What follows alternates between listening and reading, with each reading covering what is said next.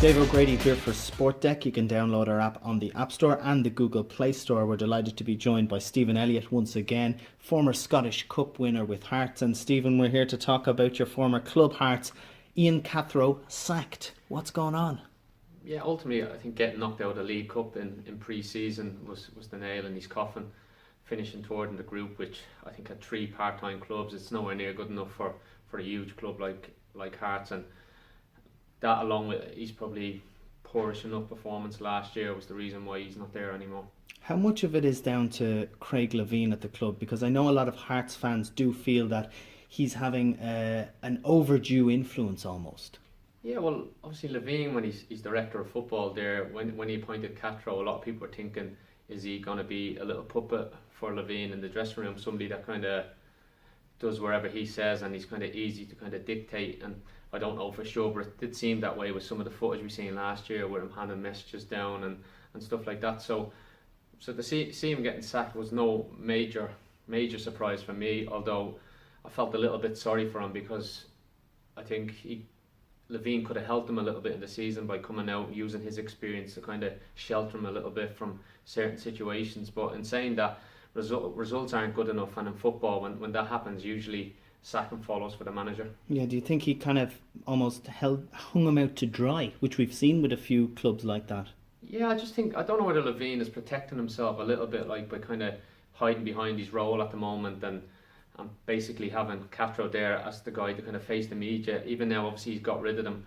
He's placed John Daly in charge, who he'll know very well from their time together at Dundee United, and he's somebody that I played with during my career in the Young Irish setups, and he's another up and coming young coach now. I don't know how long he's going to be there for, but I think at the club now, I think there needs to be a change. I think either Levein needs to come out and be a little bit more honest about his situation at the club, or there needs to be an appointment of somebody that can kind of go in there and make things change in the dressing room. You mentioned John Daly and your experience with him. Obviously, he has a playing career from the likes of Dundee United and Rangers as well. How do you think Hearts fans are going to take to him coming in there as interim manager?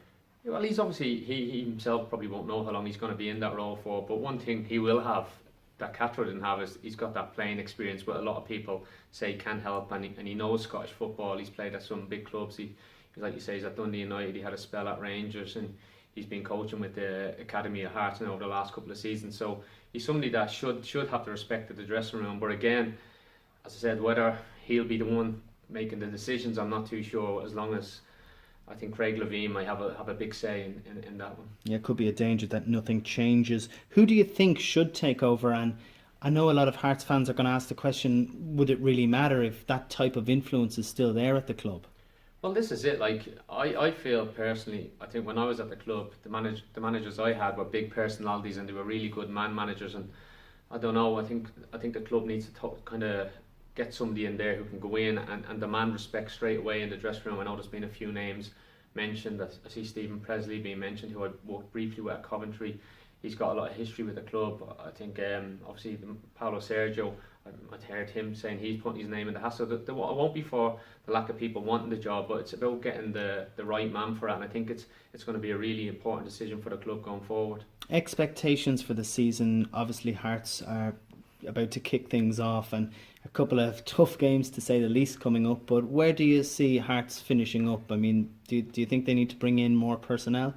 Well, they made a couple of good signings, I think, in the off-season. Obviously, they brought in Kyle Lafferty and they brought Christophe Berra back to the club, 2 really experienced players, know the league as well. So you're thinking that they will help strengthen the team as a unit. But so the start getting knocked out of that League Cup, confidence is obviously gonna be low. So it's going to be a tough game the weekend. And I watched Celtic there last week and they looked like they were flying. And again, they won in Europe to go through to the next round. So they're gonna have a big task in the first game. But sometimes a big challenge like that can lift the players, and it's a game maybe that the lads are looking forward to now, so they can concentrate on what's going on the pitch rather than all the noise that's being made behind the scenes. And very finally, are you expecting a couple of tasty encounters with the good old rivals Hibs? Yeah, it's good to have the derby back again this year. Obviously, Neil Lennon getting Hibs promoted last year means there'll be a few more derby days to look forward to. And as I said, the derby games are special occasions, and obviously I know who I'll be cheering on in them, but it'd be good to see them again.